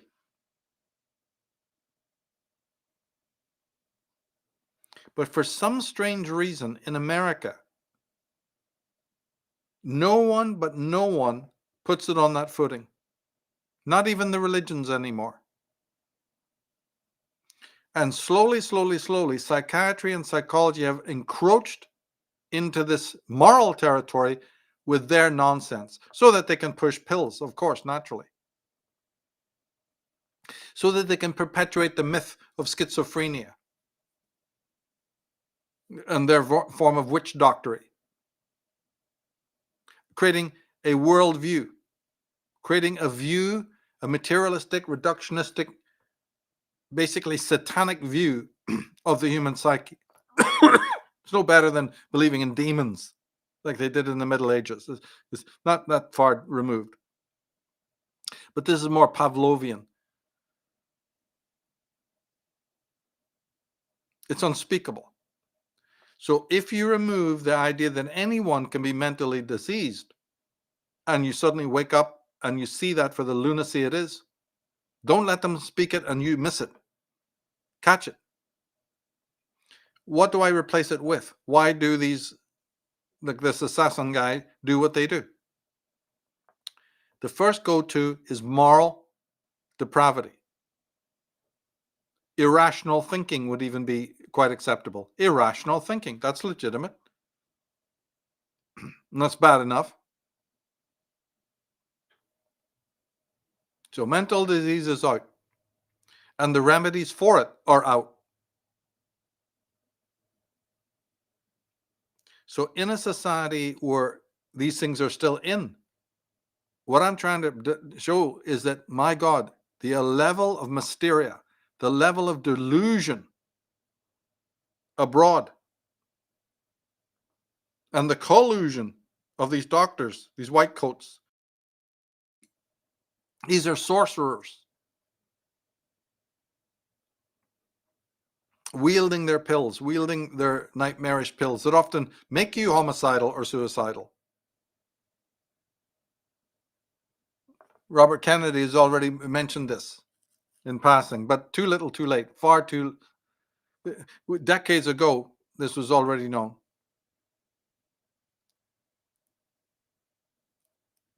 So it's a combination of reasons, but the basic thing is America accepts the fallacy, the utter chimera of mental disease, and in doing that alone, have fallen for the greatest con that the human mind could ever even deal with.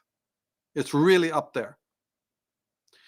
And it's worse because once you bite down on that, your focus is not on the true story of the moral culpability and derangement, that there are malingering people in the world. There are evil people in the world. You've moved away from this. And you will suffer the ultimate consequences of that, which is what goes to the heart of everything that's happening all through time. All the events that take place that are bizarre and just unthinkably evil, they're not being rooted in evil anymore. People have not understood what evil is and what violence is and where it's rooted. Like we talked a little bit about psychosis, self-hate, self-loathing, all of that. We didn't even get into adultism and parenting and other things we could add into the mix here, right? But I just wanted to address this because it's going to come up. It already has. The moment that somebody does something like this, they're telling you that there's an option that he might be mentally diseased. And that itself is a disease, to think like that. Now, these are the head honchos. These are the people that we turn to every day, the journalists, the media people. Never, ever, ever, ever, ever will you hear anybody contradict that. No Dr. Phil is ever going to put you right. They'll all bite down on it. They've all got pharmaceutical money in their pockets. It's one of the most cancerous things, most evil things. And mothers and fathers are handing over their own children on a daily basis to this leviathan of evil, which is based on a lie, a fallacy, a deep one. No, there's moral culpability, and we need to recenter ourselves and gain insight into that and call a spade a spade. And we've done podcasts on that, which we can recommend. The myth of mental illness is one of them on Enslaved. And there's enormous amount of links and other, things that go along with that podcast. That's one I can think of. And we've touched on this as well. So this is another very, very important one. It's come up again. These head pundits on TV immediately bringing this up. And it's a path to nowhere. You see, so what I'm doing is that if you're in a fog of this kind of proportion, how could you possibly then come upon the great truths that we need socially and personally when your vision is already that foggy? When you've already embodied such fallacies and such irrational lunacy? Doesn't that weigh you down? Isn't that going to inhibit and impede your progress towards sanity and light and truth? So again, glad I got a moment to speak about that. I'm so glad you brought that up. We won't do the whole thing on this, but I was just thinking about how it becomes a really easy get out of jail free card, avoid personal responsibility, by either giving the argument that, oh, this guy was possessed by a demon and the demon made him do it. Another entity flew in from the cosmos into his mind and made him do it, like some kind of alien body snatchers thing. That's the theological types that are accusing this elsewhere, so that he himself, the pure one who was just hijacked by another entity that made him do it, the devil made me do it, Sam Berkowitz, right? Like all these people, some other voices in my head did it.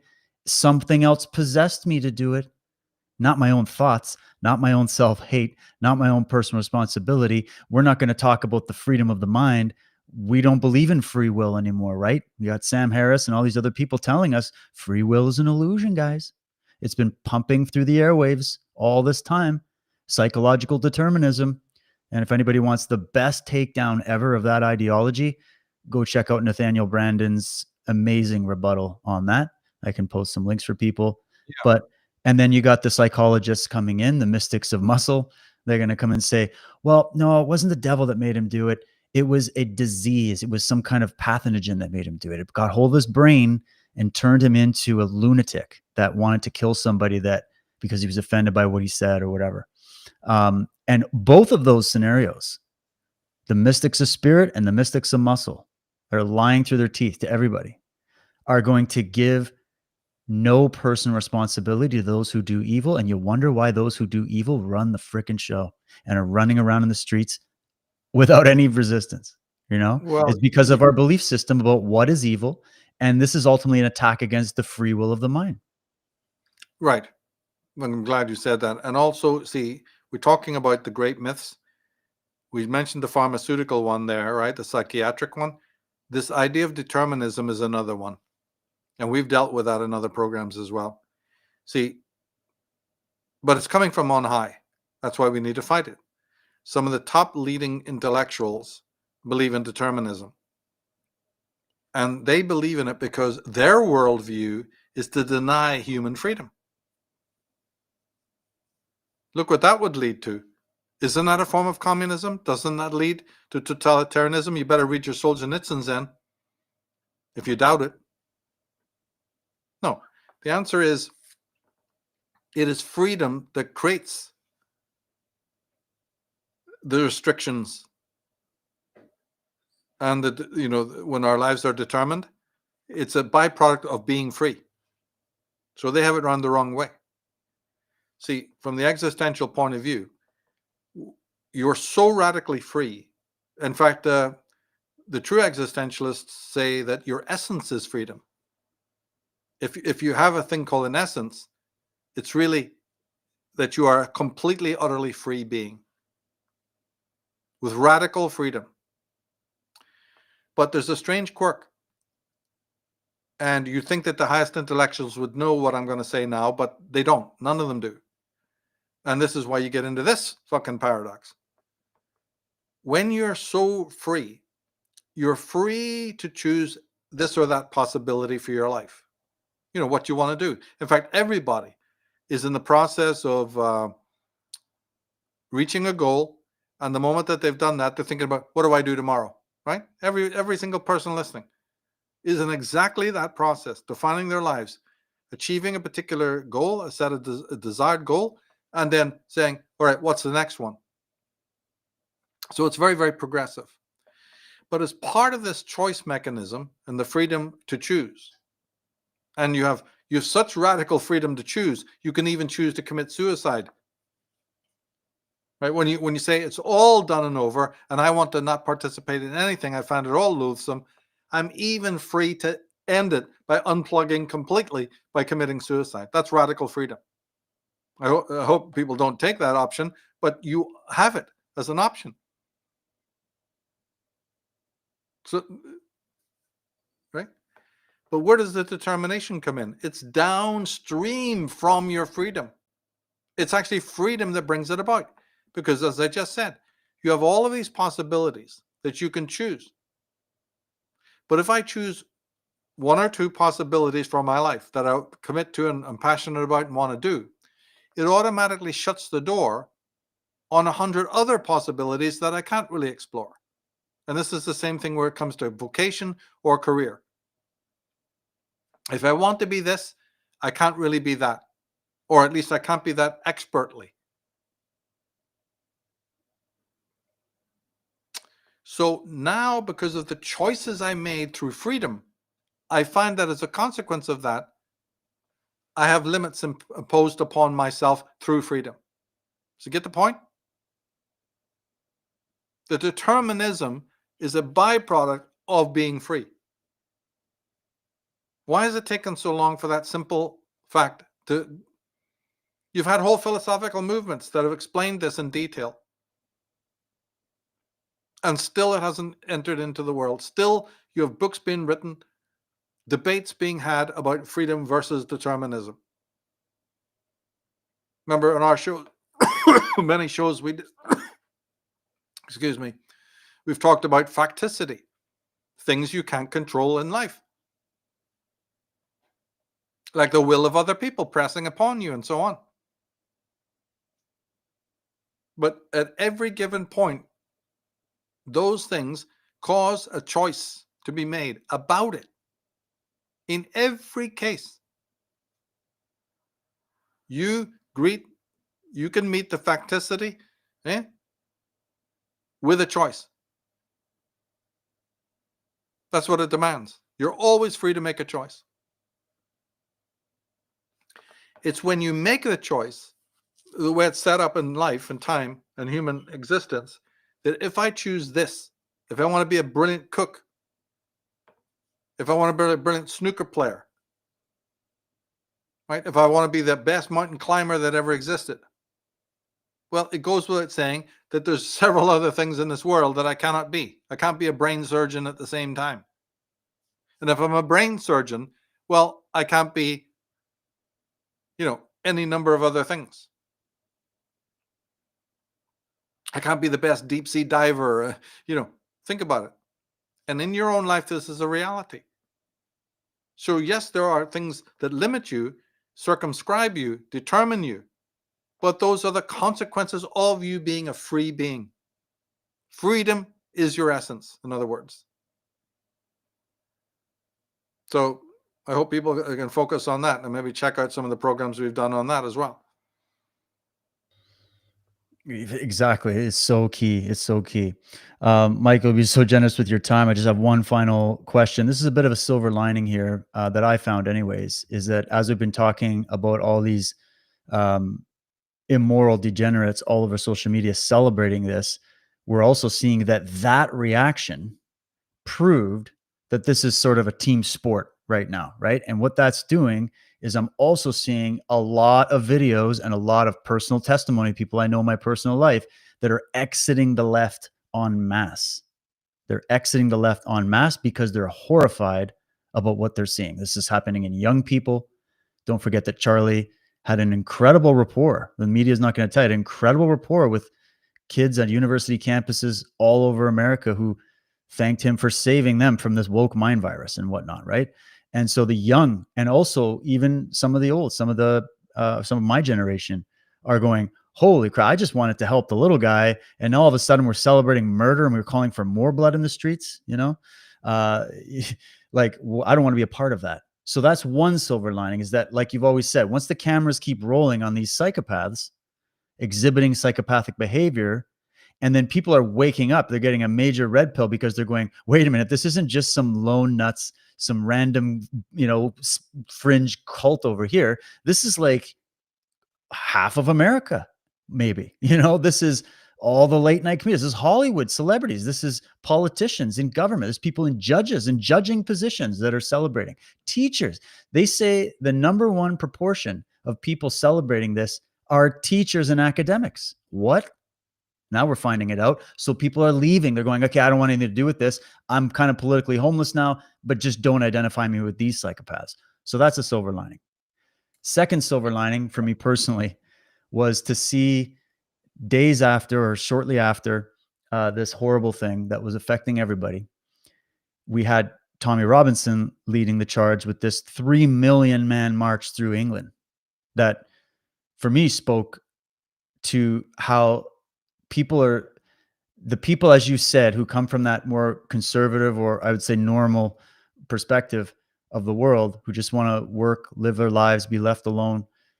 They've been quiet. They have not pushed back. They are tolerant of the evil in their midst because they're afraid, because they feel, and there's been a lot of artificial campaigns to make them feel like they are the fringe minority with unacceptable views, as our prime minister told us in Canada, only to find out, okay, it's pretty bad, but it's not like we're bigger than, there's a lot more people awake and a lot more normal than we might think. So that's a lie.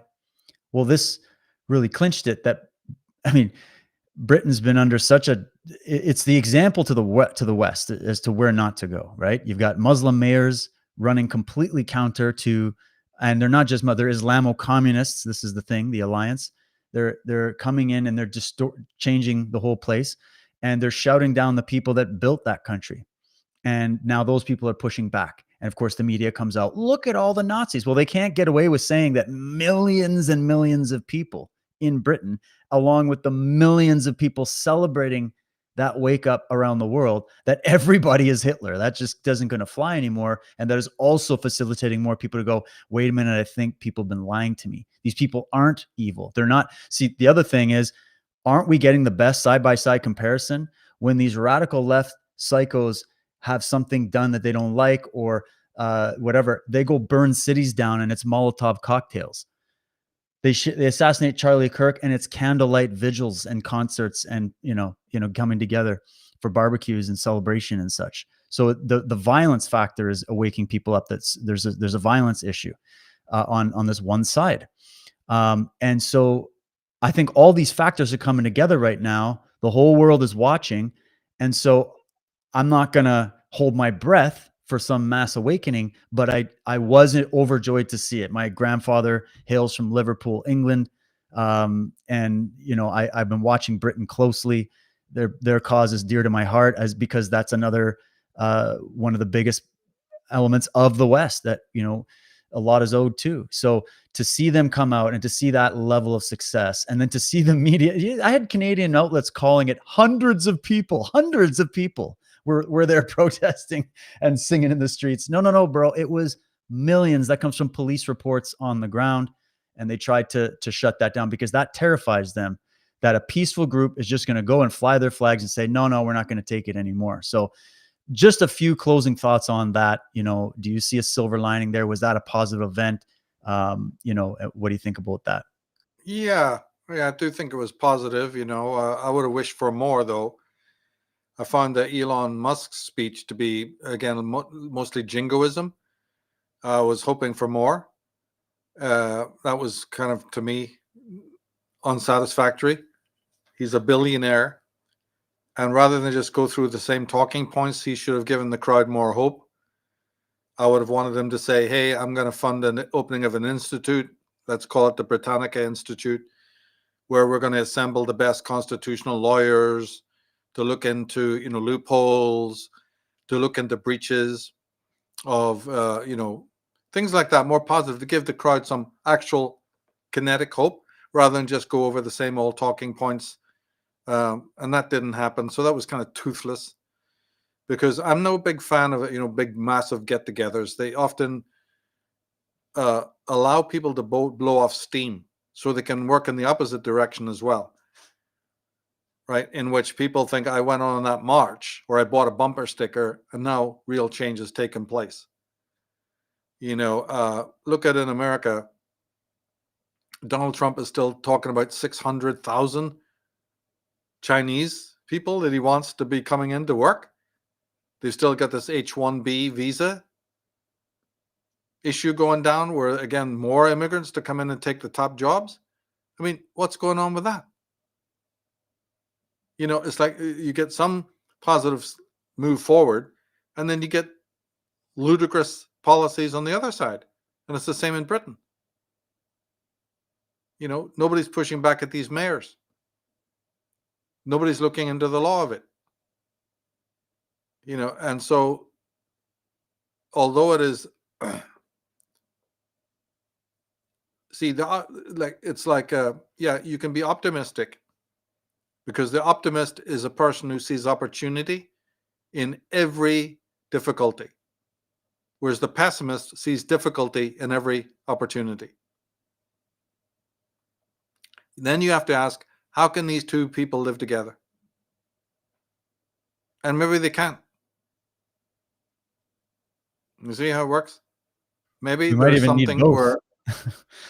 where, we have both. We have both. And then I said, this then leads you to this moral aspect I talked about, where each individual, by committing to one of those paths, will learn the consequences. It's kinetic. There is no absolute file or dictionary I can look it up and say, oh, there's the answer. I had a problem, let me look this up on Grok or, AI. No, it's through consequences. Each individual right now. So sometimes the political thing obscures this. It's seeking in the dark for absolute rules and laws, when it really should be focusing on each individual themselves evolving and growing and learning from experience. You see, what to believe. And sometimes the two get disjointed. And there's certain times, like now, where they almost come apart. And the wheels are spinning, and the political wheel is spinning, but we're not getting anywhere. So you've got to say to yourself, all right, hasn't there been enough optics? Like you're talking about England, right? Right. Look at the carnivals, Notting Hill. Look at the other obscenities. Look at the robberies. Look at the gypsyite behavior of the immigrants. Are you telling me there's not enough for the public already to know that we need to scrub this? And since Brexit, it's even got worse. Because, the retaliatory forces say, oh, we'll fucking teach you for that. You try to break away from our UN control, the black nobility don't let you go, right? So they flood you even with more immigrants. Oh, look at this Keir Starmer guy who's meant to be conservative, who they thought, he's on our team. Turns out he's as radical as all the others. What did I say in the beginning? There has never been a conservative party. It's only in name only. And this goes for both sides of the pond. There's no such thing. You don't have anything that even remotely looks like a conservative wing in the original sense. Every single gain, every single success of this rabid, psychotic left has been courtesy of the so-called right. Fix that once and for all. That's the fact. You've given ground. Your generals have been false. Your game plan has been false. You don't understand the enemy. You don't understand who's behind them. You call it left wing. You call it progressive. You call it socialism. Right? And on Enslaved, we've gone into the whole etiology of it, tracking it back through the black nobility and to the Atnists and what have you, right? We've gone into it and we've anatomized it completely. But your average political pundit just thinks it's a matter of this simple right-wing, left-wing divide. and the lesser of two evils, right? Or the evil of two lessers. Its roots are in the occult, and a lot of occult, or let's say psychological, chicanery is involved in this sorcery that brings all of this about. So, yeah, I hope we've covered a lot of ground there. I don't like a lot of what I see in Britain. I think it's a horrific. But then this goes, it's a longer story. It goes back to the First and Second World War, where the West was already heading in the wrong direction into a state of doom with its attacks on Germany. Twice, it was a massive conspiracy. Conspiracy of the black nobility to take out the number one most Western country with the greatest minds that you could ever imagine, both in culture, literature, music, philosophy, psychology. Right? It was an attack on the Germanic psyche and the Germanic culture. And it was successful both times. So we got a British-French,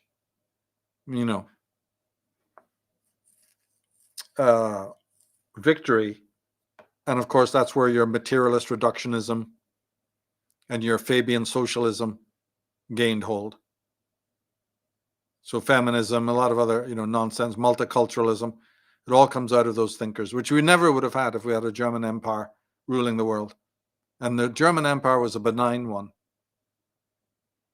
Completely benign empire, unlike anything. Not to be confused. And it was with taken Nazis. down. Oh, no, not the same. The Nazi thing was the means by which the German empire was taken down. Right. That was all controlled by British intelligence and the black nobility. They're very, very clever, you see. But also the Austrian Empire was taken down. See, these great empires fell. The Russian Empire, the Austro-Hungarian Empire, the Ottoman Empire, and the British Empire, the real British Empire. But most important of the whole lot was the German Empire, the Germanic Empire, because it was the most benign and the most culturally pure. All the other ones had major flaws. Like the Russian Empire was the most anti-Semitic thing you could ever imagine. The greatest anti-Semitic country ever was Russia, and still is. That's another fact that's been hidden. Great enemy. But the British Empire is not far behind. So it's reaping the consequences now of disingenuous politicians, right? They were warned. You had people like Enoch Powell who desperately warned. You had others. But they weren't listened to, you see. And so the British Empire with the British royal family, these Windsors are actually members of the black nobility. And this is the most loathsome, call it sect or cult, that the world has ever been, the most satanic in the true sense of that word. So they're still ruling the roost. And all the politicians, you see, are in service to them, to them and their privy council. We've done so many podcasts on that, right? I've written articles on my femaleilluminati.com site on the black nobility for people who've never heard about us, know anything about it. And unfortunately, although America claims on paper to have won a war against the Brits, the War of Independence, that's another fallacy. That did not happen. They didn't win the war. The black nobility had many other ways, through the Federal Reserve, through the banking system, and then, through later other means to still colonize. And that's a great story, by the way. It's a fascinating story of how they continued being in power. I've written an article called The Constitution Con, which I think people will like. It's a bit controversial there, but again, a lot of really good points. Maybe we could link up to that. But Britain didn't lose control of America's. They had their agents, people like Teddy Roosevelt, Woodrow Wilson, Franklin Delano Roosevelt, the Kennedys, people like that. They had their own agents in big time. Joe Kennedy was an Anglophile who wanted every one of his sons to marry into British aristocracy. And they were, he was not a drug dealer, but he was, Joe Kennedy was made his millions out of bootlegging whiskey.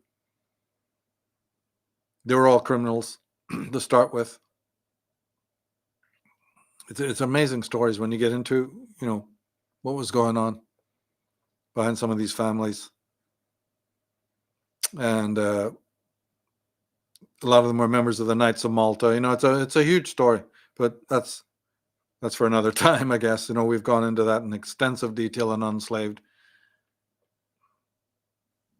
Yeah, exactly. Well, and there's just, everything we're bringing up here brings in a host of subjects that you have to get through. And it's a tangled knot of people hearing things, what? And it's because, everybody's been trained a certain way. And even, the whole point is to go and investigate it and come to your own conclusion. Some of us might be a little more optimistic. Some of us might be more pessimistic. But in the end, to wrap this up, the very least you might have heard out of this is that you have hope within yourself. You, as the individual, can at any time change your choices and change your own mind and learn to expand it and empower it with knowledge and wisdom, and to understand what true freedom is and what it takes to fight for it in a world that's trying to completely destroy it. And so this kind of information is not meant to make people feel hopeless about it. It's meant to give you a clear diagnosis of what's gone wrong, and that we should keep studying, keep learning more as the facts come out. I keep hope alive in terms of where things can go. But time, there's another force of nature and time and whatever that's going on behind all of this that is beyond all of us, but that in a weird way penetrates through all of us and expresses itself through all of us as well. So to each their own, but the amount of wisdom you heard today and knowledge you heard today, and I think accurate diagnosis you heard today, should be remembered, whether it's uncomfortable or not. The truth doesn't care. The truth and the facts and reality and nature is a thing of its own, and it must be respected and aligned with to get the best outcome from your life. To run away from that reality, to escape that reality, is where you're going to get those delusions, right? And so, go within, and we'll keep going at this and bringing more information. And so that's where I'm going to leave it today. So thank you, everybody, for joining us. I hope you'll share this out if you found it valuable. Go check us out, unslaved.com, and check us out on Substack. For those of you who really like reading, Michael's also got his own personal Substack. You can go support over there. He's been releasing a book on Substack through these various articles. It's absolutely profound. It's about philosophy. It's about many of the things we've been talking about. And then also one quick announcement. I've also started a regular show with my lovely wife, Monica. We're doing it on my Substack, and we're doing that every Friday. This week, we're going to be doing that at 4:30 p.m. Pacific Standard Time. And it's always a fun show. We get into our comments and whatnot. So lots more coming your way. But Michael, thank you again. And thanks everybody for tuning in. Keep your head on a swivel, stay free, seek the truth. The truth is going to win. And we'll catch everybody next time. Cheers, everybody.